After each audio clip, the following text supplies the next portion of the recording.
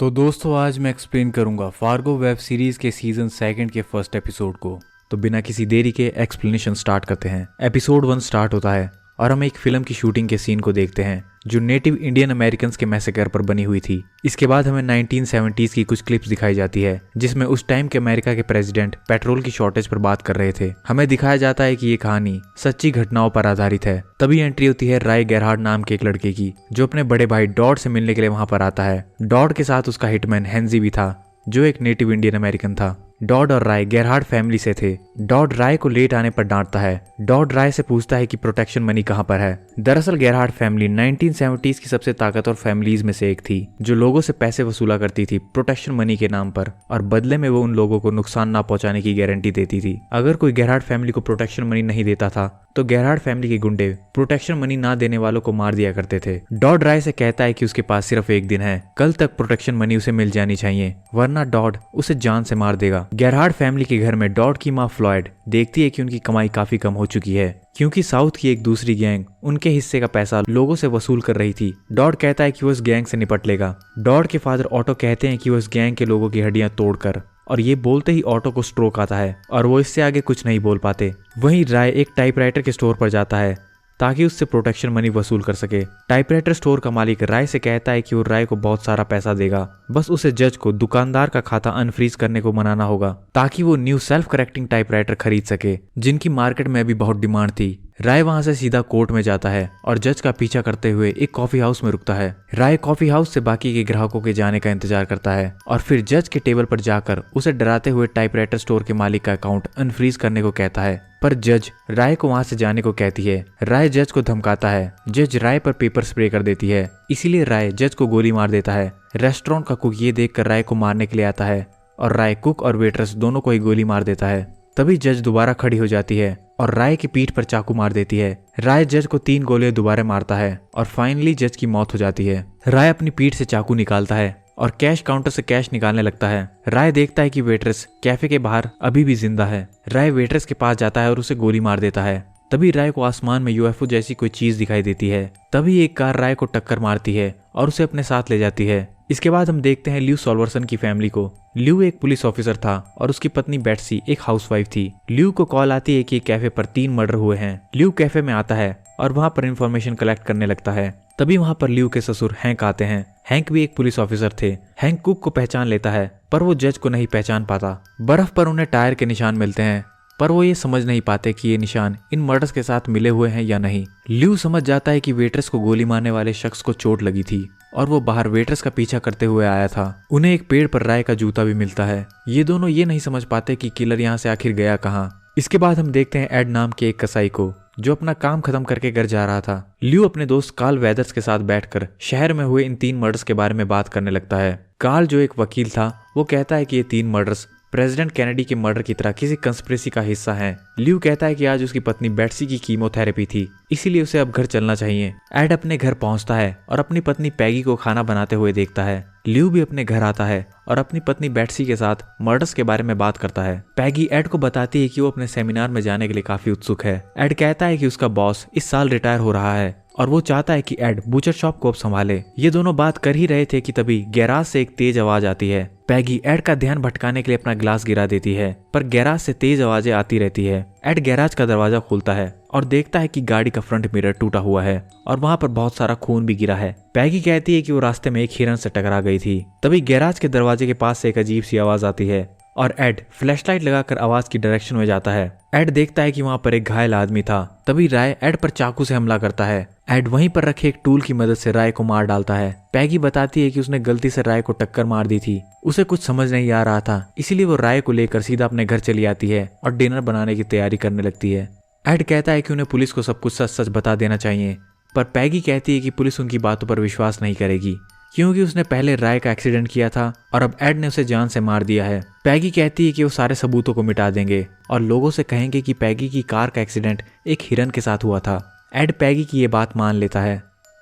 Add और पैगी राय की dead body को एक फ्रीजर में डाल देते हैं। इसके बाद हम देखते हैं कैंसस सिटी की एक और गैंग के बॉस को जो गेरहार्ड फैमिली को खत्म करके उनके इलाके पर दबदबा कायम करना चाहता था। और इसी के साथ फार्गो सीजन 2 का पहला एपिसोड खत्म हो जाता है।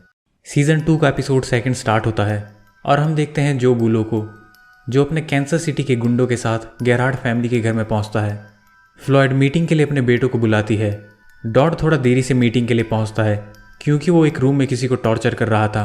डॉड देखता है कि उस आदमी की मौत हो चुकी है, इसलिए डॉड मीटिंग में चला जाता है। वहीं डॉड का कुत्ता उस मरे हुए आदमी के कटे हुए कानों को खाता है। डॉड और उसका भाई बियर मीटिंग के लिए पहुंचते हैं। फ्लॉयड कहती है कि कैंसस सिटी का मॉब उन्हें खरीदने के लिए वहां पर आया था क्योंकि उन्हें लग रहा था कि अब ये बिजनेस करना उनके बस की बात नहीं है। डॉड कहता है कि उसके पिता के बाद अब वो इस गैंग का बॉस है। इन दोनों माँ बेटे के बीच में गद्दी के लिए झड़प हो ही रही थी कि तभी फ्लॉयड कहती है कि उसे राय की काफ़ी फिक्र है, उसे एक दिन से किसी ने भी नहीं देखा है। फ्लॉयड डॉड को समझाती है कि उनके परिवार का भविष्य आने वाले कुछ हफ्तों में डिसाइड होने वाला है। अभी उनके लिए ज़्यादा इम्पोर्टेंट अपने इस एम्पायर को बढ़ाना है, इसीलिए कौन इस गैंग का हेड होगा यह भी इम्पोर्टेंट नहीं है। फ्लॉयड कहती है कि वो कुछ टाइम बाद ये गैंग डॉड के हवाले कर देगी और वो इसके बाद डॉड को राय को ढूंढने के लिए भेज देती है। वहीं कार में जो अपने गुंडों के साथ बातें डिस्कस कर रहा था, उसे लग रहा था कि गेरहार्ड फैमिली उनके सामने सरेंडर कर देगी और अपना इलाका उन्हें दे देगी। वहीं हैंक अपनी बेटी के घर में जाता है और वहाँ पर उसे एहसास होता है कि उन 3 विक्टिम्स में से एक विक्टिम जज थी। हैंक और ल्यू आपस में डिस्कस करते हैं कि क्या वो जज गलत समय पर गलत जगह तो नहीं थी। वहीं एड अपने घर के बाहर बैठा था और राय के वॉलेट को देख रहा था। उसकी टूटी हुई कार अभी भी उसके गैराज में पार्क थी। तभी पैगी वहाँ आती है, जिसके सर पर अभी भी चोट का निशान था और वो ऑफिस की ओर जा रही थी। एड उस दिन घर पर ही रुकता है ताकि वो खून के निशानों को और सारे सबूतों को मिटा सके। अब सीन शिफ्ट होता है गेरहार्ड फैमिली के घर में, जहाँ पर कोई भी राय का पता नहीं लगा पा रहा था कि आखिर वो गया कहाँ पर। पैगी उस मीट शॉप पर जाती है जहाँ पर एड काम करता था और वो एड के बॉस को बताती है कि आज एड काम पर नहीं आ पाएगा क्योंकि वो बीमार है। वहीं ब्यूटी शॉप पर सभी लोग वेफल हट में हुए मर्डर्स के बारे में बात कर रहे थे। पैगी की बॉस उसे कहती है कि उसे सेमिनार के लिए जाना चाहिए, पर पैगी उससे कहती है कि वो सेमिनार के लिए नहीं जाना चाहती। कैंसस सिटी के गुंडे एक टाइपराइटर की दुकान पर जाते हैं। माइक दुकानदार से राय गेरहार्ड के बारे में पूछता है, लेकिन दुकानदार उसे राय के बारे में ज़्यादा कुछ नहीं बताता। इसीलिए माइक दुकानदार को टॉर्चर करना शुरू करता है और दुकानदार उसे बता देता है कि उसने राय को जज से बात करने के लिए भेजा था। और ये सुनकर माइक उस दुकान से चला जाता है बिना उसे ये बताए कि राय ने उस जज का मर्डर कर दिया था। वहीं एड अच्छे से अपनी कार की सफाई करता है। वो खून के निशानों को भी मिटा देता है और उन कपड़ों को भी जला देता है जो उसने उस रात पहने हुए थे। तभी हम देखते हैं बेस्टी सॉल्वर्सन को, जो हॉस्पिटल में डायलिसिस करवा रही थी। इसके बाद ये लोग अपने घर की ओर जाने लगते हैं। रास्ते में ये लोग वेफल हट में रुकते हैं। वेफल हट में ल्यू दोबारा से जाता है और कुछ और सबूत ढूंढने की कोशिश करता है। बेस्टी और उसकी बेटी मॉली रेस्टोरेंट के बाहर बर्फ से खेल रहे थे कि तभी बेट्सी को वहां पर एक गन दिखाई देती है और ये गन राय की थी। बेट्सी इस गन के बारे में ल्यू को बताती है और ल्यू इस गन को अपने पास रख लेता है कि तभी कैंसस सिटी की ये गैंग इनके पास से धीरे धीरे ड्राइव करते हुए जाती है। थोड़ी दूर चलने पर हैंक कैंसस सिटी गैंग की इस कार को रोकता है। हैंक इन तीनों को गाड़ी से बाहर उतरने को कहता है। वो इनकी आईडीज और कार का नंबर नोट कर लेता है और इनकी आईडीज से हमें पता चलता है कि इन दोनों भाइयों का नाम किचन ब्रदर्स था। ये लोग कहते हैं कि वेफल हट में आए थे लेकिन वो भी बंद था, इसलिए वापस अपने घर जा रहे हैं। थोड़ी देर और पूछताछ करने के बाद माइक और किचन ब्रदर्स वहां से चले जाते हैं। रात को एड अपनी गाड़ी लेकर मीट शॉप पर पहुंचता है। एड बाहर ही इंतजार करता है ताकि सारे लोग मीट शॉप बंद करके वहां से चले जाएं। एड अपनी गाड़ी दुकान के बाहर लगाता है और राय की डेड बॉडी को दुकान के अंदर घसीट कर ले जाता है और अंदर जाते वक्त दुकान के दरवाजे भी बंद कर देता है। वहीं पैगी बॉस के साथ लिफ्ट लेकर अपने घर आ रही थी और पैगी की बॉस टॉयलेट करने के लिए उसके घर पर आती है। पैगी को भी ये बात नहीं पता थी कि एड अभी घर पर नहीं है, इसीलिए वो गैराज की ओर धीरे धीरे बढ़ने लगती है और तभी पैगी की बॉस गैराज तक पहुंच जाती है। पैगी कहती है कि एड एक पेड़ से टकरा गया था और उससे इस गाड़ी का एक्सीडेंट हुआ है, लेकिन पैगी की बॉस समझ जाती है कि ये एक्सीडेंट पैगी से हुआ था क्योंकि उसके सर पर चोट के निशान थे। पैगी कुछ बहाने बनाकर अपनी बॉस को वहां से जाने को कहती है। ल्यू वेफल हट के बाहर खड़ा था कि तभी हैंक वहां पर आता है। ल्यू हैंक को बताता है कि उसे वो बंदूक मिल गई है जिससे ये 3 मर्डर्स हुए हैं। वहीं मीट शॉप पर एड राय की डेड बॉडी के छोटे छोटे टुकड़े कर रहा था। घर जाते हुए ल्यू देखता है कि एड की शॉप की लाइट्स जली हुई है और उसकी गाड़ी भी बाहर ही खड़ी थी, इसलिए वो चेक करने दुकान की ओर बढ़ता है। ल्यू दरवाज़ा खटखटाता है। एड ल्यू को बताता है कि वो भी यहाँ पर डबल शिफ्ट कर रहा है। ल्यू एड से थोड़ा मीट खरीदता है। तभी ल्यू की जेब से एक सिक्का नीचे गिर जाता है और वो सिक्का राय की कटी हुई उंगली के पास जाकर गिरता है। एड उस सिक्के को उठाता है और उसे ल्यू को दे देता है और तभी वहाँ पर पैगी का फ़ोन आता है। ल्यू दुकान से चला जाता है और एड पैगी से फ़ोन पर बात करता है और इसके बाद एड दोबारा से काम पर लग जाता है और राय की बॉडी को छोटे छोटे टुकड़ों में काटता रहता है और इसी के साथ एपिसोड 2 खत्म हो जाता है। तो ये है एक्सप्लेनेशन फार्गो सीज़न 2 के एपिसोड नंबर 3 का। एपिसोड स्टार्ट होता है और हम देखते हैं फ्लॉयड को, जो अपने 3 एसोसिएट्स के साथ मीटिंग कर रही थी। फ्लॉयड अपने इन तीनों एसोसिएट्स को बताती है कि गेरार्ड फैमिली पर अभी मुसीबत आई हुई है। कैंसास सिटी का माफिया उन्हें खरीदना चाहता है, लेकिन वो इस डील के खिलाफ थे। फ्लॉयड कहती है कि शायद उन्हें इनके खिलाफ लड़ाई भी करनी पड़े। ये तीनों एसोसिएट्स फ्लॉयड को विश्वास दिलाते हैं कि ये इस लड़ाई में उनके साथ हैं। वहीं जो बुलो और माइक मिलिगन नाश्ते के दौरान गेरार्ड फैमिली के बारे में बात करते हैं। ये दोनों तय करते हैं कि ये गेरार्ड फैमिली को ज़्यादा पैसे देंगे और अगर गेरार्ड फैमिली फिर भी ना मानी तो ये गेरार्ड फैमिली के सभी मेंबर्स को मार डालेंगे। माइक कहता है कि उसने सुना है कि गेरार्ड फैमिली के सबसे छोटे लड़के राय गेरहार्ड ने एक जज को जान से मारा है। जो माइक से कहता है कि उसे राय को ढूंढना चाहिए ताकि वो उसे लेवरेज के तौर पर इस्तेमाल कर सके गेरार्ड फैमिली के खिलाफ। वहीं हैंक ल्यू को बताता है कि जो गन वेफल हट की किलिंग में इस्तेमाल हुई थी उस गन पर फिंगरप्रिंट्स पाए गए हैं और वो फिंगरप्रिंट्स है राय गेरहार्ड के।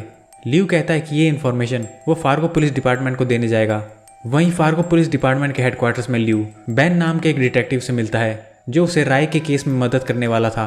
बेन ल्यू को गेरार्ड फैमिली के बारे में बताता है कि वो कितने खतरनाक लोग हैं और कैसे वो इस टाउन को कंट्रोल करते हैं। ल्यू बेन से पूछता है कि क्या वो कैंसस सिटी मॉब के माइक मिलिगन और किचन ब्रदर्स के बारे में जानता है, लेकिन बेन इन दोनों के बारे में नहीं जानता था। वहीं सैलून में पैगी अपने कस्टमर के बाल काट रही थी।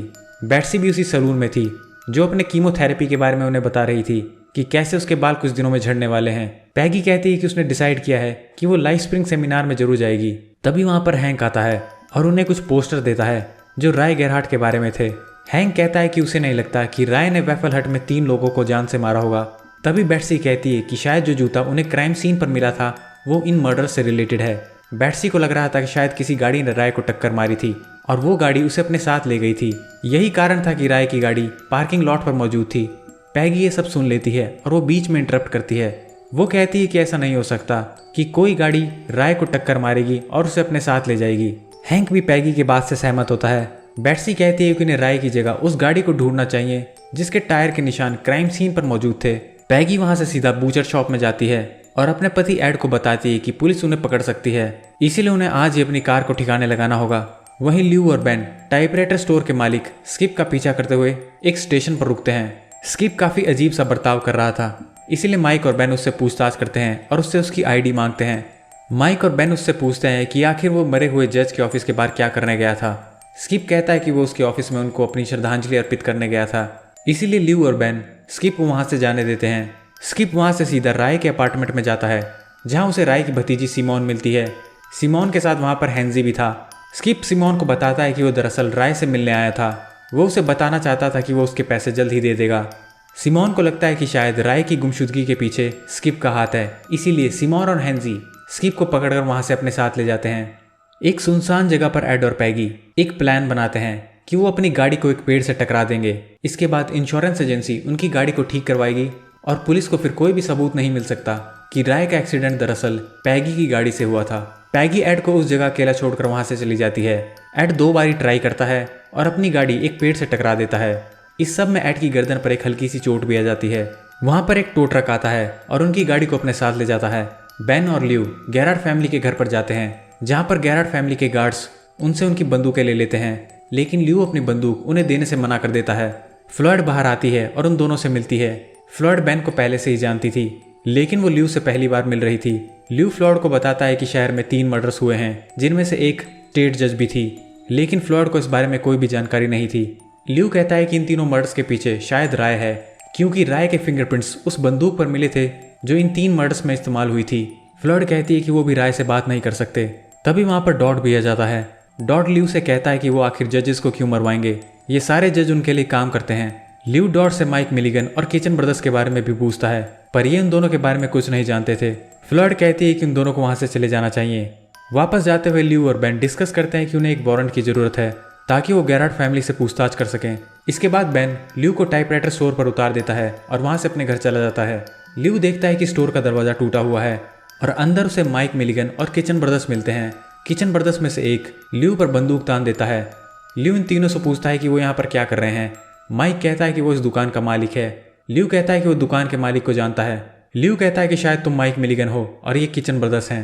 थोड़ी देर और बात करने के बाद माइक मिलिगन और किचन ब्रदर्स वहाँ से चले जाते हैं। वहीं पैगी और एड एक बस में अपने घर जा रहे होते हैं। एड की गर्दन पर एक हल्की सी चोट थी और ये दोनों सोच रहे थे कि उनका प्लान सक्सेसफुल हो चुका है। ल्यू अपने घर पहुंचता है और वहाँ पर हैंक से मिलता है। ल्यू हैंक को बताता है कि वो आज माइक मिलिगन और किचन ब्रदर्स से मिला। वहीं डॉड अपनी बेटी सिमोन से मिलता है और उससे बहुत बुरा बर्ताव करता है, इसके बावजूद भी कि उसने स्किप को पकड़ने में उनकी मदद की थी। डॉड स्किप से पूछताछ करता है राय के बारे में। इसके बाद डॉड और हैंजी स्किप को एक गड्ढे में धकेल देते हैं। स्किप कहता है कि वो उसे 2-3 दिन और दें, वो राय को ढूंढ निकालेगा। लेकिन डॉड एक ट्रक वाले को इशारा करता है और ट्रक अपना सारा डंप राय के ऊपर गिरा देता है। डॉड और हैंजी को नहीं लग रहा था कि स्किप राय के बारे में कुछ जानता है और इसी के साथ ये एपिसोड खत्म हो जाता है। फार्गो के सीजन 2 का एपिसोड नंबर 4 स्टार्ट होता है और हम देखते हैं 1951 के टाइम को। एक सिनेमा हॉल में एक मूवी प्ले हो रही थी। तभी वहां पर गेरार्ड फैमिली के हेड ऑटो एंटर होते हैं। ऑटो के साथ उसका बड़ा बेटा डॉड था। ऑटो एक आदमी के पास जाकर बैठ जाता है। ये वही आदमी था जिसने ऑटो के पिता की हत्या की थी। वो आदमी ऑटो से पूछता है कि क्या वो यहाँ पर अपने बाप का बदला लेने के लिए आया है। ऑटो कहता है कि वो तो सिर्फ मूवी देखने के लिए आया है। तभी एक आदमी ऑटो पर बंदूक तान देता है और पीछे से डॉड उस आदमी को मार देता है जिसने ऑटो के पिता की हत्या की थी। ऑटो वहां पर बाकी बंदों को भी मार देता है और ये दोनों वहां से चले जाते हैं। इस तरह ऑटो अपने बाप की हत्या का बदला ले लेता है। अब कहानी आती है प्रेजेंट टाइम में और हम देखते हैं डॉड को जो अपने भतीजे चार्ली के साथ कहीं पर जा रहा था। ये लोग आपस में बात कर रहे थे कि चार्ली के फ्यूचर प्लान्स क्या है। चार्ली कहता है कि उसके पिता चाहते हैं कि वो एक लॉयर बने, पर वो डॉड की तरह फैमिली बिजनेस ज्वाइन करना चाहता था। चार्ली का एक हाथ खराब था, इसलिए डॉड उससे पूछता है कि क्या वो बंदूक को रिलोड कर सकता है। चार्ली कहता है कि गाड़ी रोको, मैं तुम्हें दिखाता हूँ कि बंदूक रिलोड कैसे करते हैं। डॉड गाड़ी को रोकता है और चार्ली बंदूक चलाता है और उसे रिलोड करके डॉड को दिखाता है। डॉड ये देखकर काफ़ी इंप्रेस होता है और चार्ली की तारीफ करता है। ये दोनों एक डोनर शॉप की दुकान पर रुकते हैं जहाँ पर डॉड कैंसर सिटी माफिया के कुछ बंदों की पिटाई करता है और उन्हें टेज भी करता है। वहीं बेट्सी अपने डॉक्टर से उसके कैंसर के बारे में बात कर रही थी। ल्यू को लग रहा था कि कीमोथेरेपी कैंसर का इलाज कर देगी, पर डॉक्टर कहता है कि कीमोथेरेपी से काम नहीं बन रहा है। बेट्सी के शरीर में कैंसर फैलता ही जा रहा है, इसलिए वो उसे एक ड्रग देना चाहता है जो भी ट्रायल फेज पर थी। डॉक्टर को लग रहा था कि शायद ये दवाई बेट्सी की हेल्प कर सकती है। वहीं पर हैंजी राय को ढूंढने के लिए निकल पड़ता है। एड और पैगी के घर में ये दोनों बच्चा पैदा करने की कोशिश करते हैं, लेकिन पैगी बाथरूम में जाकर बर्थ कंट्रोल पिल खा लेती है, वो भी बिना एड को बताए। एड पैगी से कहता है कि अभी उसके पास इतने पैसे नहीं है कि वो सेमिनार के लिए पैगी को पैसे दे सके, लेकिन पैगी उस सेमिनार को अटेंड करना चाहती थी। एड कहता है कि उन्हें बूचर शॉप खरीदने के लिए पैसे बचाने चाहिए। वेफल हट में पहुंचकर हैंजी वहां की जांच पड़ताल करता है। हैंजी वहां से पार्किंग लॉट में जाता है और वहां पर उसे खून के निशान मिलते हैं। पास ही उसे गाड़ी के टायर के निशान भी दिखते हैं जहां पर एक ग्लास का टुकड़ा पड़ा हुआ था। हैंजी उस टुकड़े को अपने पास रख लेता है और वहां से सीधा एक मैकेनिक की शॉप पर जाता है। मैकेनिक की शॉप पर एड की गाड़ी खड़ी थी। हैंजी अपनी जेब से ग्लास का टुकड़ा निकालता है और उसे हेडलाइट पर लगाता है। हैंजी समझ जाता है कि ये वही गाड़ी है जिससे वेफल हट के बाहर एक्सीडेंट हुआ था। तभी वहां पर मैकेनिक सोनी आता है। हैंजी सोनी को इग्नोर करता हुआ गाड़ी के अंदर जाता है और वहां पर खून के निशानों को देख लेता है। सोनी हैंजी को बताता है कि ये गाड़ी एड नाम के बूचर की है। हैंजी अपनी जेब से चाकू निकालता है और सोनी को डराने लगता है। तभी वहां पर कार्ल वेदर्स आता है जो हैंजी को अपनी गन दिखाता है और हैंजी वहां से चला जाता है। कार्ल सोनी से कहता है कि उसे पुलिस को फौरन ये खबर दे देनी चाहिए कि यहाँ पर कोई इंडियन बंदा आया था जो उससे एड की गाड़ी के बारे में पूछताछ कर रहा था। वहीं पर किचन ब्रदर्स एक होटल के रूम के बाहर ताश खेल रहे थे और डॉट की बेटी साइमोन इंटीमेट हो रहे थे। साइमोन कहती कि शायद उसकी माँ पैसे लेने के लिए तैयार हो जाएगी, लेकिन उन्हें डॉट की हत्या करनी पड़ेगी क्योंकि वो उनकी बात नहीं मानने वाला। साइमोन माइक को ये भी बताती है कि हैंजी राय को ढूंढने के लिए निकल पड़ा है। माइक कहता है कि राय या तो मर चुका है या फिर वो कहीं छुप कर बैठा है, जो उनके लिए अच्छी बात है। साइमोन माइक को ये भी बताती है कि उसकी फैमिली ऑटो को एक डॉक्टर के पास आज ले जा रही है और साइमोन उस डॉक्टर की डिटेल्स माइक को दे देती है। वहीं हैंक ल्यू को कॉल करके बताता है कि उसे फौरन मैकेनिक की शॉप पर आना है। मैकेनिक की शॉप पर सोनी हैंक और ल्यू को हैंजी के बारे में बताता है कि कैसे वो एड की गाड़ी के बारे में पूछताछ कर रहा था। ल्यू एड की गाड़ी को देखकर हैरान होता है और उसे समझ नहीं आता कि कैसे ये गाड़ी एक पेड़ से टकरा सकती है, क्योंकि ये गाड़ी आगे से और पीछे से दोनों साइड से पेड़ से टकरा चुकी थी। ल्यू को यहाँ पर शक हो जाता है कि शायद ये वही गाड़ी है जिसने वेफल हट में राय को टक्कर मारी थी और अपने साथ वो गाड़ी राय को ले गई थी। ल्यू को याद आता है कि कैसे मर्डर्स वाली रात एड अपनी दुकान पर कुछ अजीब सा बर्ताव कर रहा था जब ल्यू एड से मीट खरीदने के लिए उसकी दुकान पर गया था। वहीं डॉक्टर ऑटो को एग्जामिन करते हैं और कहते हैं कि अब शायद ज्यादा कुछ नहीं किया जा सकता। वहीं गेरार्ड फैमिली पर्ल होटल में आती है ताकि वहाँ पर जो बुलो और कैंसस सिटी माफिया से मिल सके। फ्लॉयड कहती है कि वो कैंसस सिटी माफिया को $1 मिलियन देंगे और मिनेसोटा का 20% हिस्सा उनके कंट्रोल में होगा। इसके बदले में गेरार्ड फैमिली नॉर्थ डकोटा और कैंसस सिटी को कंट्रोल करेगी। फ्लॉयड जो से कहती है कि वो उसे कमजोर समझने की गलती ना करे, वो एक बेहद ही खतरनाक औरत है और अपने परिवार को बचाने के लिए वो किसी भी स्तर पर जा सकती है। जो कहता है कि उसे शर्त मंजूर है, लेकिन उसे नहीं लगता कि फ्लॉयड के लड़के उसकी बात सुनेंगे। जो बताता है कि आज सुबह ही डॉड ने उसके 2 आदमियों को बहुत बुरी तरीके से मारा था। ये सुनकर डॉड को काफी गुस्सा आता है, जिससे जो का पॉइंट प्रूव हो जाता है। फ्लॉयड जो से माफी मांगती है और डॉड को रूम से बाहर जाने को कहती है। वहीं ऑटो को उसके आदमी हॉस्पिटल से बाहर लाते हैं और देखते हैं कि एक गाड़ी उनकी गाड़ी के साइड में खड़ी है। ऑटो का ड्राइवर गाड़ी को बैक करता है कि तभी किचन ब्रदर्स में से एक ऑटो के ड्राइवर की हत्या कर देता है। इसके बाद माइक और किचन ब्रदर्स ऑटो के सभी आदमियों और नर्स को मार डालते हैं। ये लोग ऑटो को जिंदा छोड़ देते हैं और वहां से चले जाते हैं। ऑटो की मौत की खबर जो के कानों में पड़ती है और वो कहता है कि उसका ऑफर $1 मिलियन नहीं $2 मिलियन है। जो कहता है उनके पास सोचने के लिए 1 रात का समय है। अगर 1 रात बाद उन्होंने सरेंडर नहीं किया तो वो पूरे गेरार्ड फैमिली को मार डालेंगे। वहीं बूचर शॉप में एड अपने बॉस से माफी मांगता है क्योंकि वो कल थोड़ा जल्दी घर चला गया था। एड का बॉस कहता है कि जो चेक उसने डाउन पेमेंट के लिए दिया था वो बाउंस हो चुका है। दरअसल एड उसी बूचर शॉप को खरीदना चाहता था जिसमें वो काम करता है। एड का बॉस कहता है कि उसके पास और भी सेलर हैं, अगर फ्राइडे तक उसने पैसे नहीं दिए तो वो दुकान दूसरे सेलर को बेच देगा। एड वहां से सीधा पैगी के पास जाता है और उसे बताता है कि हमारा चेक बाउंस हो चुका है। पैगी कहती है कि उसने पैसे सेमिनार के लिए खर्च कर दिए हैं। इसके बाद ये दोनों थोड़ा बहस करते हैं। तभी हैंजी वहां से उन्हें घूरता हुआ जाता है। पैगी कहती है कि उसके लिए कोर्स बहुत इंपॉर्टेंट है, लेकिन एड कहता है कि अभी सबसे ज्यादा इंपॉर्टेंट उनकी शॉप है ताकि उनका फ्यूचर सिक्योर हो सके। एड पैगी से कहता है कि उसे अपने बॉस से बात करनी चाहिए और उनका पैसा वापस लेना चाहिए ताकि वो शॉप को खरीद सके। पैगी वहां से सीधा अपने सलून पर जाती है और अपने बॉस से बात करती है, लेकिन पैगी की बॉस उसे वापस भड़का देती है और उससे कहती है कि ये उसका पैसा है, उसके पति को कोई भी हक नहीं है पैगी को ये बताने का कि पैसे कैसे खर्च करने चाहिए।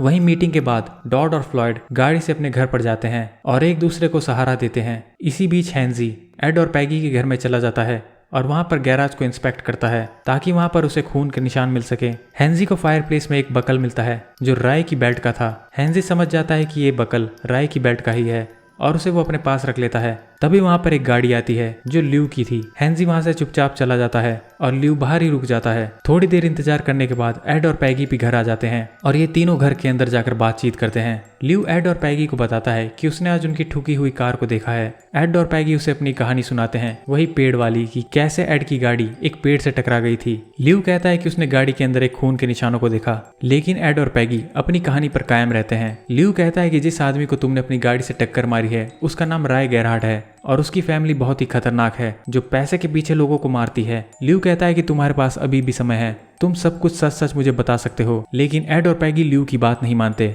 एड और पैगी ल्यू को उनके घर से बाहर जाने को कहते हैं और ल्यू भी उनके घर से चला जाता है। वहीं गेरार्ड फैमिली के घर में फ्लॉयड रोते हुए ऑटो को गले लगाती है और तभी बियर अंदर आता है। फ्लॉयड अपने दोनों बेटों को बताती है कि अब ये युद्ध का समय है। ल्यू की पत्नी बेट्सी उस दवाई को घूरती है जो उसे उसके डॉक्टर ने दी है। वहीं ल्यू रात को घर के बाहर बैठा था और रस्सी के साथ खेल रहा था क्योंकि उसे नींद नहीं आ रही थी। और इसी के साथ एपिसोड 4 खत्म हो जाता है। हेलो दोस्तों, स्वागत है आपका मेरे चैनल पर। आज हम बात करने वाले हैं Fargo season 2 episode 5 the gift of Maggi के बारे में। ये एपिसोड रिलीज हुआ था नवंबर 2015 को।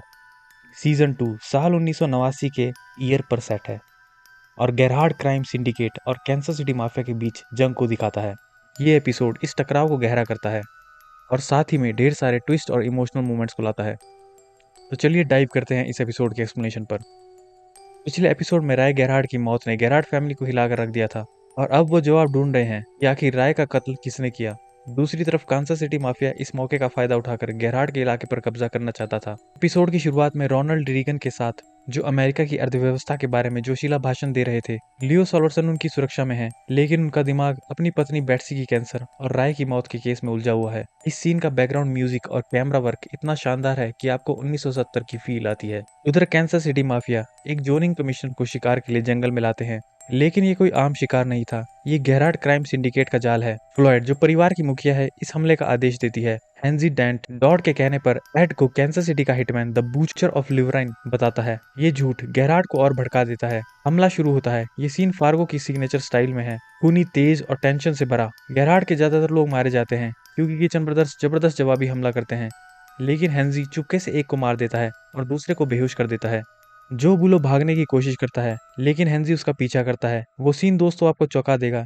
इस सीन में हेनजी का किरदार इतना खतरनाक लगता है कि आपकी रूह कांप जाएगी। ल्यूबेरीन में फ्लॉयड एड की मौत का आदेश देती है। डॉट जो हमेशा से अपनी ताकत को दिखाना चाहता था, हिटमैन वर्जिल को भेजता है। चार्ली गेरहार्ड जो अभी जवान है, अपने आप को साबित करने के लिए साथ जाता है। दूसरी तरफ एड और पैगी अपने भविष्य के बारे में बहस कर रहे होते हैं। पैगी कैलिफोर्निया जाना चाहती थी ताकि गेरहार्ड की धमकियों से बच सके, लेकिन एड जो जिद्दी है वो ल्यूबेरीन में ही रहना चाहता था। ये सीन दिखाता है कि दोनों कितने अलग हैं। पैगी सपने देखती है और एड जमीन से जुड़ा है।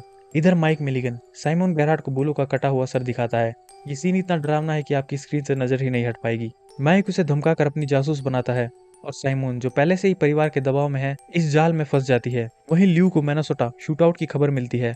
वो और बेन मानते हैं कि एड ने गलती से राय को मारा है। वहीं बर्ड्स मीट में चार्ली एड को मारने की हिम्मत नहीं जुटा पाता। एड का खून से सना हुआ एप्रन देखकर वो डर जाता है और भाग जाता है। ये सीन छोटा है लेकिन चार्ली के किरदार को गहराई देता है। वो क्रिमिनल बनना चाहता था लेकिन उसका दिल अभी तैयार नहीं है। उधर पैगी जो पहले अपना शहर छोड़ना चाहती थी, अपनी गाड़ी को बेचकर एड के लिए बूचर शॉप खरीदने का फैसला करती है।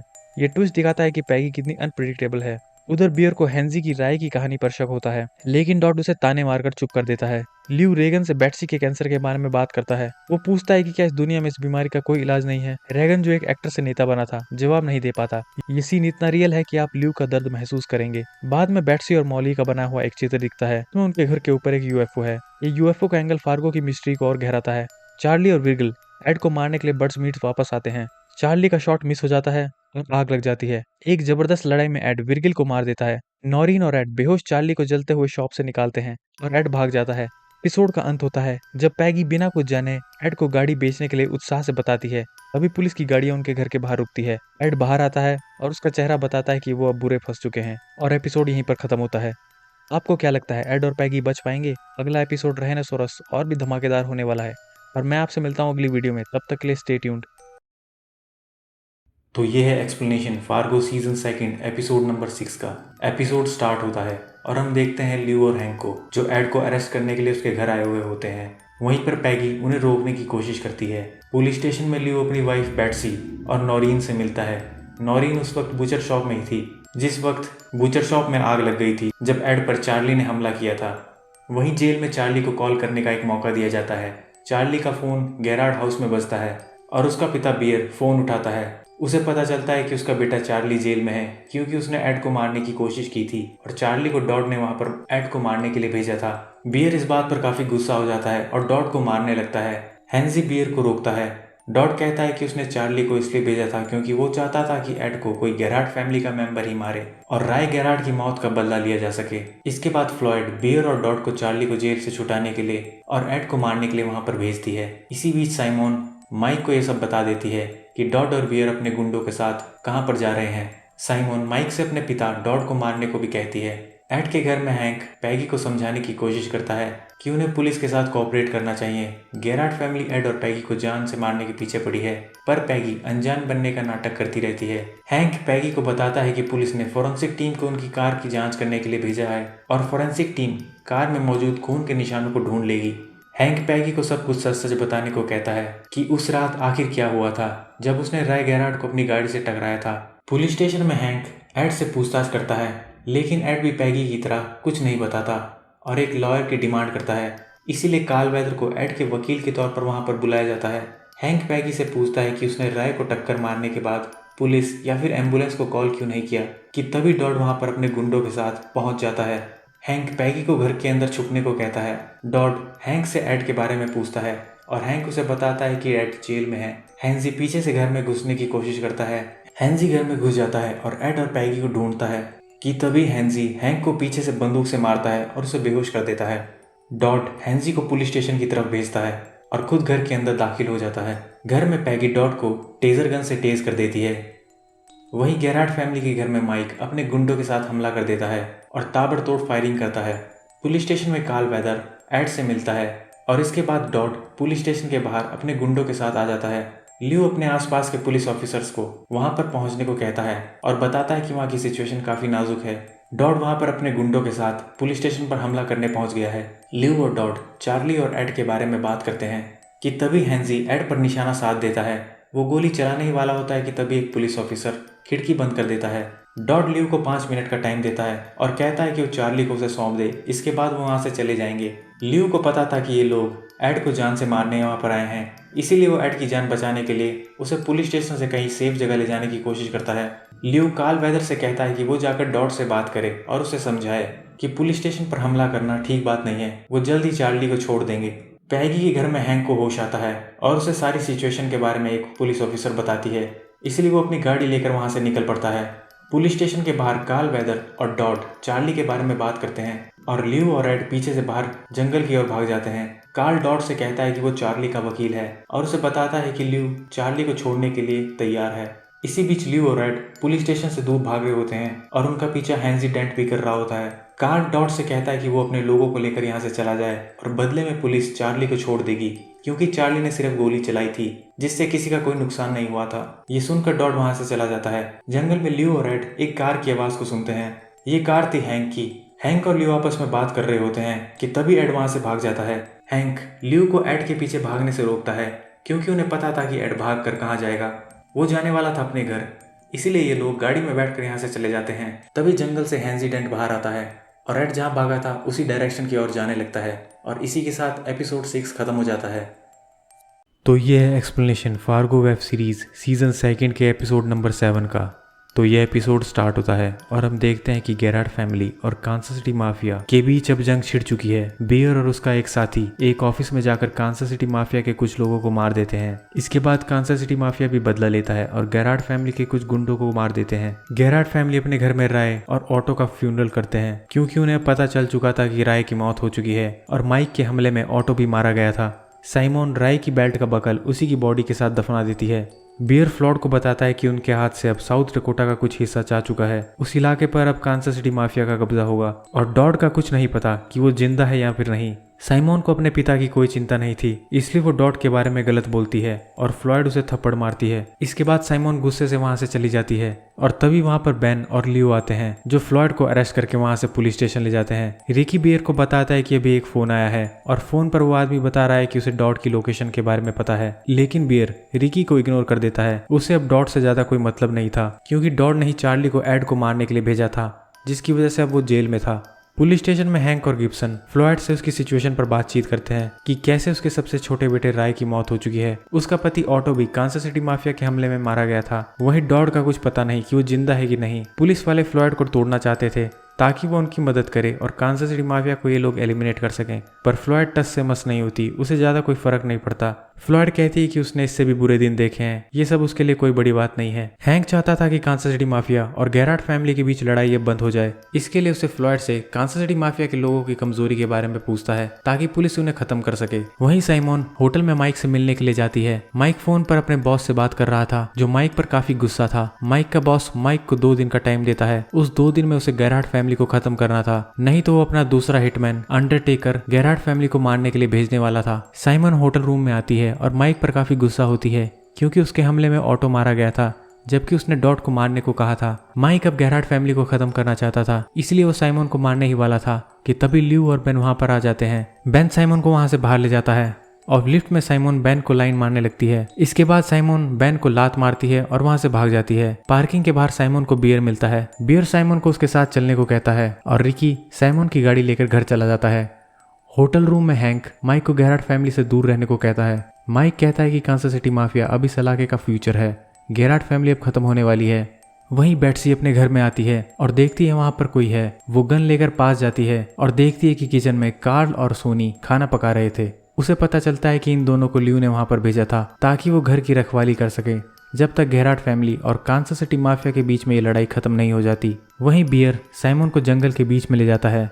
बियर काफी गुस्से में लग रहा था और साइमन को ये बात पता चल जाती है। साइमन समझ जाती है कि कुछ गड़बड़ है। थोड़ी दूर ड्राइव करने के बाद बियर साइमन को गाड़ी से बाहर निकालता है और कहता है कि उसने दुश्मन यानी माइक मिलिगन के साथ शारीरिक संबंध बनाए थे और इसलिए उसे इसकी सजा मिलेगी। बियर साइमन को जंगल के बीच ले जाकर उसे गोली मार देता है। इसके बाद बियर घर आता है और रिकी उसे कहता है कि दोबारा उस आदमी का फोन आया था जिसे डॉट की लोकेशन का पता है। बियर को डॉट के बारे में सुनकर काफी गुस्सा आता है और वो रिकी को कहता है कि उसके लिए डॉट अब मर चुका है। ल्यू बेट्सी को पुलिस स्टेशन से कॉल करता है और उसके हालचाल लेता है। उधर फ्लॉयड हिचकिचाते हुए कांसास सिटी माफिया के राज पुलिस वालों को बता देती है, जिससे कांसास सिटी माफिया का काफी नुकसान होता है और उनके कई ऑपरेशन बंद हो जाते हैं। माइक को उसके बॉस का कॉल आता है और बॉस माइक से कहता है कि वो गेरार्ड फैमिली को मारने के लिए असफल रहा है, इसलिए वो अपने हिटमैन अंडरटेकर को भेज रहा है। इसका मतलब था कि माइक की भी अब मौत होने वाली है।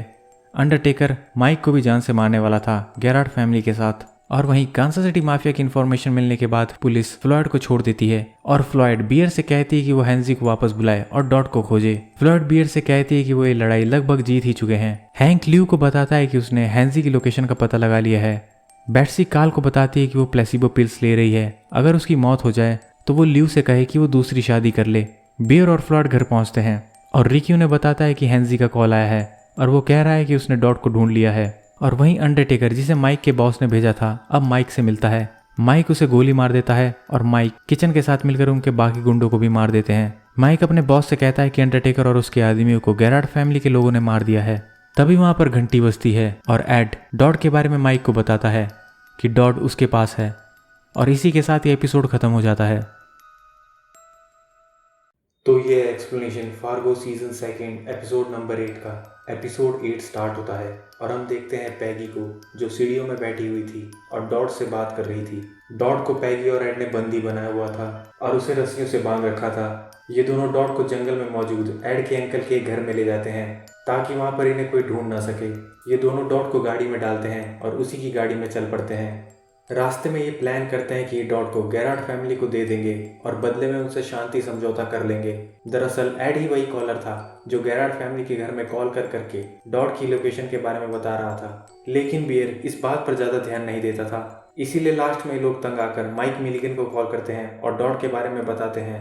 वहीं पैग और एडी के घर में हैंक और लियो आते हैं। उनके बेसमेंट में उन्हें गेरार्ड फैमिली के 2 गुंडे मिलते हैं जो अब मरे हुए थे, लेकिन पैग और एडी का वहां पर कोई सुराग नहीं था। हैंक उन लाशों को देखकर चकरा जाता है और उसे हॉस्पिटल ले जाया जाता है। हैंक इस बात से काफी शर्मिंदा होता है, लेकिन इसके बाद हम देखते हैं कि हैंक और ल्यू एड और पैगी के घर के बाहर पहुंच चुके हैं। अब इन्हें केविन के बारे में किसने बताया, ये हमें इसी एपिसोड में आगे पता चलेगा। वहीं हैंजी एड और पैगी को उनके घर के आसपास ढूंढ रहा था। इसके बाद हैंजी उनके घर में जाता है और वहां पर उसे पैगी की एक पर्ची मिलती है जिसमें पैगी अपनी बॉस कॉन्स्टेंस से सेमिनार के लिए मिलने वाली थी। इसके बाद हैंजी वहां से चला जाता है और एक बार के बाहर रुकता है जहां पर लिखा हुआ था कि इस जगह पर 22 इंडियंस को फांसी दी गई थी। उसी के नीचे किसी ने उल्टी करी हुई थी। दरअसल उस समय अमेरिका में नेटिव इंडियंस के साथ काफी भेदभाव होता था और हैंजी भी एक नेटिव इंडियन ही था। हैंजी उस बार में अंदर जाता है और बारटेंडर हैंजी के ग्लास में थूक कर उसे पानी देता है। हैंजी बारटेंडर को उसके सामने ड्रिंक भरने को कहता है। जब हैंजी बाहर जाता है तो कुछ लोग उसका इंडियन होने पर मजाक बनाते हैं। गुस्से में आकर हैंजी उन्हें गोली मार देता है। इसके बाद हैंजी बारटेंडर को भी गोली मार देता है, जिसने वहां पर पुलिस को बुला लिया था। पुलिस ऑफिसर्स हैंजी को रुकने को कहते हैं, लेकिन हैंजी अपनी मशीन गन निकालता है और उन दोनों पुलिस ऑफिसर्स को भी मार डालता है। इसके बाद हैंजी सीधा पैगी की दोस्त कॉन्स्टेंस के होटल में जाता है, जिसका एड्रेस उसे पैगी के घर में मिला था। हैंजी कॉन्स्टेंस को पैगी को कॉल करने को कहता है और पैगी से उसका एड्रेस निकलवाने को कहता है। पैगी उसे अपनी करंट लोकेशन नहीं बता पाती, लेकिन वो ये बता देती है कि अभी वो एक लेक के किनारे के पास है और हैंजी वहां से चला जाता है ताकि वो पैगी को ढूंढ सके।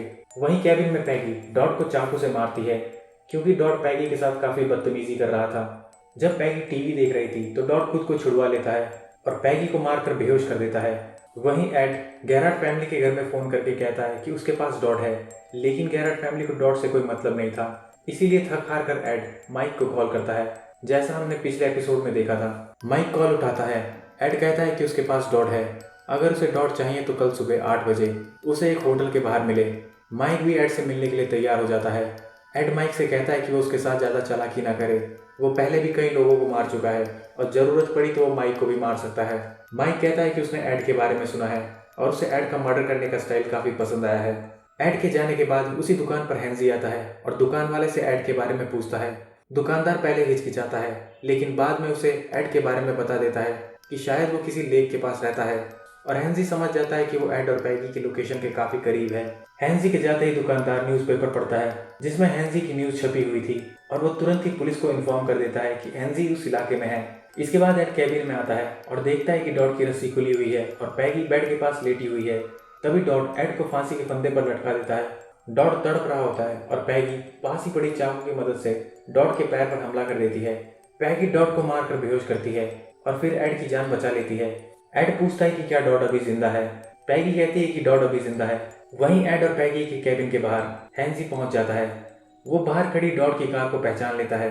पैग और एड डॉट को बांध रहे होते हैं कि तभी हैंजी घर के अंदर आ जाता है और उन दोनों को डॉट से दूर रहने को कहता है। डॉट हैंजी को गाली देते हुए कहता है कि इन दोनों को गोली मार दे, लेकिन हैंजी पैग से कहता है कि क्या वो उसके बाल काट सकती है। डॉट फिर से कहता है कि हैंजी इन दोनों को गोली मार और मुझे हॉस्पिटल ले जा। हैंजी ये सुनकर डॉट को गोली मार देता है। पैगी अब घबराते हुए हैंजी के बाल काटती है। हैंजी कहता है कि वो अपनी जिंदगी से तंग आ चुका है। वहीं एड देखता है कि घर के बाहर हैंक और लियो आ चुके हैं और कैबिन की ओर बढ़ रहे हैं। हैंजी भी इन दोनों को देखकर उन पर गोली चलाता है, लेकिन गोली पेड़ पर लगती है। वहीं पैगी हैंजी को कैंची से मारती है। हैंजी पैगी पर गोली चलाता है, लेकिन उसकी बंदूक में गोली खत्म हो चुकी थी, इसलिए वो वहां से भाग जाता है। इसके बाद हैंक और लियो कैबिन के अंदर आते हैं और इसी के साथ ये एपिसोड खत्म हो जाता है। तो ये है explanation Fargo season 2 episode number 9 का। एपिसोड 9 स्टार्ट होता है और हम देखते हैं दुकानदार को, जिसने हैंजी को एड और पैगी का एड्रेस दिया था। वो हैंजी को उसकी दुकान की ओर आते देखता है। घबरा कर दुकानदार पुलिस को कॉल करने जाता है, लेकिन तभी हैंजी उसे गोली मार देता है।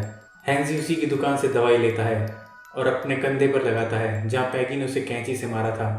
तभी हमें नैरेटर बताता है कि हैंजी डेंट के बारे में ज़्यादा कोई इन्फॉर्मेशन पुलिस को नहीं मिली कि वो कौन था, उसकी फैमिली कहाँ से थी। उसके बारे में बस इतनी जानकारी थी कि वो गेरार्ड फैमिली का एक लॉयल आदमी था। हैंजी दुकानदार की गाड़ी को लेकर वहाँ से चला जाता है। वहीं कैबिन में पुलिस वाले एड और पैगी से पूछताछ करते हैं। हैंक पूछता है कि आखिरकार तुम लोग हेड गेरार्ड को लेकर यहाँ पर क्यों आए। एड कहता है कि डॉड उनके घर आया था एड और पैगी को जान से मारने, लेकिन पैगी ने उसे बेहोश कर दिया और ये लोग डॉड को गेरार्ड फैमिली को देखकर सब कुछ भुलाकर एक नई शुरुआत करना चाहते थे।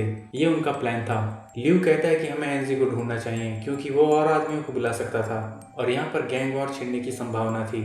पैगी कहती है कि उसने हैंजी को कैंची से मारा है और वो जख्मी है। डॉड पुलिस वालों को बताता है कि उसने माइक को एक होटल में मिलने के लिए बुलाया था। माइक कल वहाँ पर आने वाला है। उसका प्लान था कि वो कैंसर सिटी माफिया को डॉड गेरार्ड को दे देंगे और बदले में माइक उन्हें गेरार्ड फैमिली से बचाएगा। पुलिस वालों को समझ आ गया था कि इनकी सिचुएशन अब बहुत नाजुक है। वो प्लान करते हैं कि वो एड को एक वायर लगा देंगे और उसे माइक से मिलने के लिए भेजेंगे और फिर उनकी बातों को रिकॉर्ड कर लेंगे। ये सुनकर लियो को समझ आ जाता है कि अगर उन्होंने ऐसा किया तो माइक एड को मार डालेगा। पुलिस वाले प्लान करते हैं कि ये लोग सादे कपड़ों में उस मोटेल में जाएंगे जहाँ पर माइक एड और पैगी से मिलने आने वाला था। इसके बाद वो माइक को पकड़ लेंगे। पुलिस वाले ये प्लान एड और पैगी को बताते हैं, पर लियो एड और पैगी से कहता है कि ये लोग इस प्लान का हिस्सा ना बने। वो कस्टडी और एक वकील की डिमांड करें। इस प्लान में काफ़ी खतरा है। लियो के सीनियर को लियो की ये बात अच्छी नहीं लगती और वो गुस्से में आकर उसे वापस अपने घर जाने को कहता है।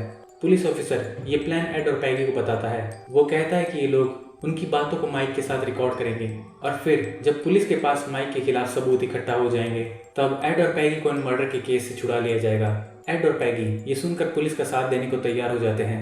ये चाहते थे कि बस किसी तरह ये लोग इस झमेले से बाहर निकलें। माइक अपने बॉस को बताता है कि वो डॉड गेरार्ड को लेने जा रहा है। माइक अपने बॉस को ये भी बताता है कि उसका हिटमैन अंडरटेकर उससे कभी मिला ही नहीं और शायद उसे गेरार्ड फैमिली ने मार दिया है, जबकि अंडरटेकर को माइक नहीं मारा था। वहीं बेट्सी अपने घर में काम करते हुए अचानक गिर जाती है क्योंकि उसे कैंसर था। लियो घर में कॉल करता है पर कोई कॉल नहीं उठाता। बेट्सी की बेटी देखती है कि उसकी माँ नीचे बेहोश पड़ी है। इसके बाद लियो देखता है कि दुकान में गोली का एक निशान है। लियो दुकान के अंदर जाता है और देखता है कि वहाँ उसी दुकानदार की लाश भी पड़ी है जिसे हैंजी ने मारा था। बाथरूम में उसे कुछ ड्रेसिंग का सामान मिलता है। लियो देखता है कि दुकानदार की कार भी वहाँ पर नहीं है। लियो समझ जाता है कि ये काम हैंजी डेंट का है, इसलिए वो अपने ऑफिसर को इसके बारे में आगाह करता है, लेकिन वो ऑफिसर लियो की बातों को इग्नोर कर देता है और उसे वहाँ से जाने को कहता है। लियो हैंक को बता देता है कि हैंजी एक लाल रंग की गाड़ी लेकर भाग चुका है। वहीं सारे पुलिस वाले एक मोटेल में रुकते हैं और अपनी पुलिस यूनिफॉर्म उतारकर सिविल ड्रेस में आ जाते हैं। इनका प्लान था कि ये लोग माइक को पकड़ सकें। वहीं हैंजी दूर से सब देख लेता है कि कैसे पुलिस वाले एक मोटेल में इकट्ठा हो गए हैं। फ्लॉयड बियर के साथ अपने घर आती है और वो बियर से कहती है कि वो साइमन को बुलाए ताकि वो उससे माफ़ी मांग सके, लेकिन बियर कहता है कि साइमन वहाँ पर नहीं है। बियर फ्लॉयड को ये नहीं बताता कि उसने साइमन को मारकर दफना भी दिया है। रिकी इन दोनों से कहता है कि हैंजी का फ़ोन आया हुआ है। फ्लॉयड हैंजी से बात करती है और हैंजी उसे बताता है कि डॉड अभी जिंदा है और उसे एक मोटेल में लाया गया है जहाँ पर कई पुलिस वाले भी हैं। ये सुनकर गेरार्ड फैमिली अपने गुंडों के साथ उस मोटेल की ओर बढ़ने लगती है। वहीं लियो को पता चल जाता है कि पैगी की बॉस कॉन्स्टेंस का मर्डर उसके होटल में हो गया है। और शायद ये मर्डर हैंजी डेंट ने ही किया है। इसके बाद लिव उसी मोटेल की ओर बढ़ने लगता है जहाँ पर बाकी के पुलिस ऑफिसर एड और पैगी के साथ हैं। लिव गेरार्ड फैमिली और उनके गुंडों को मोटेल की ओर जाते हुए देख लेता है। इसके बाद वो अपने ऑफिसर्स को आगाह करने की कोशिश भी करता है, लेकिन वे सभी उस वक्त सो रहे थे। बियर हैंजी को फ्लॉयड के साथ रुकने को कहता है और वो अपने गुंडों के साथ मोटेल पर हमला कर देते हैं। इस हमले में कई लोग मारे जाते हैं।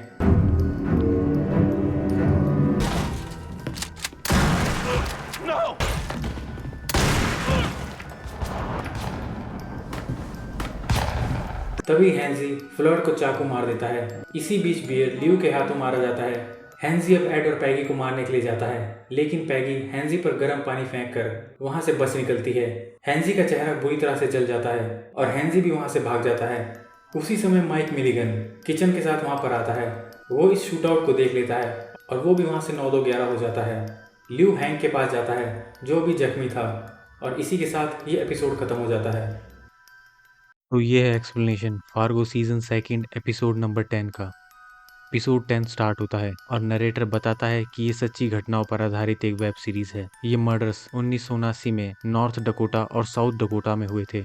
इस वेब सीरीज में कुछ नामों को बदला गया है और बाकी की कहानी पूरी तरह से सच्चाई पर आधारित है। बैट्सी को उसके घर में होश आता है। नॉरिन बैट्सी से कहती है कि वो चकरा कर गिर गई थी। ये चक्कर उन्हें उस दवाई की वजह से आया था जिन्हें वो कैंसर के इलाज के लिए खा रही थी। इसके बाद बैट्सी इमेजिन करती है कि आने वाला फ्यूचर कैसा होगा, जहाँ पर हर जगह एडवांस इलेक्ट्रॉनिक डिवाइसेस थे। सभी सामान एक ही जगह पर मिल रहा था। बैट्सी ने अपनी इमेजिनेशन में फ्यूचर को सही तरीके से देख लिया था। इसके बाद हमें सीजन 1 के कैरेक्टर्स की एक झलक दिखाई देती है। अब कहानी आती है प्रेजेंट टाइम में और हैंक ल्यू को वहां से जाने को कहता है। ल्यू को गोली लगी थी पर उसे उम्मीद थी कि वो बच जाएगा। बाहर चारों तरफ लाशें ही लाशें थी। एड और पैगी एक कार को रोकते हैं और ड्राइवर से लिफ्ट के लिए पूछते हैं, लेकिन तभी हैंजी उस ड्राइवर को गोली मार देता है। गोली की आवाज सुनकर ल्यू वहां पर आता है। तभी हैंजी एड पर गोली मारता है। गोली लगने के बावजूद भी एड भागता रहता है। वहीं माइक मिलिगन गेरार्ड फैमिली के घर में आता है, जहां पर अब गेरार्ड फैमिली का कोई भी मेंबर जिंदा नहीं बचा था। पैगी एड को लेकर एक स्टोर में आती है और वहां पर काम कर रहे वर्कर को वहां से भगा देती है। ये दोनों स्टोर में ही छिप जाते हैं। हैंजी एड के खून के निशानों का पीछा करते हुए स्टोर की तरफ बढ़ता है। तभी ल्यू हैंजी पर फायर करता है, लेकिन हैंजी बाल बाल बच जाता है। स्टोर के अंदर एड और पैगी अपने आप को एक रूम के अंदर लॉक कर देते हैं और बाहर गिब्सन और हैंक हैंजी का मुकाबला करते हैं। पैगी एड के सीने पर लगी गोली को देखती है। एड कहता है कि उसे नहीं लगता कि वो अब जिंदा बच पाएगा। वहीं हैंजी अब उस स्टोर की ओर आने लगता है जहां पर एड और पैगी छिपे हुए थे। इसके बाद हम माइक को देखते हैं जो गेरार्ड फैमिली की कुक से मिलता है। किचन उसे मारने वाला था, लेकिन माइक उसे ऐसा करने से रोक देता है।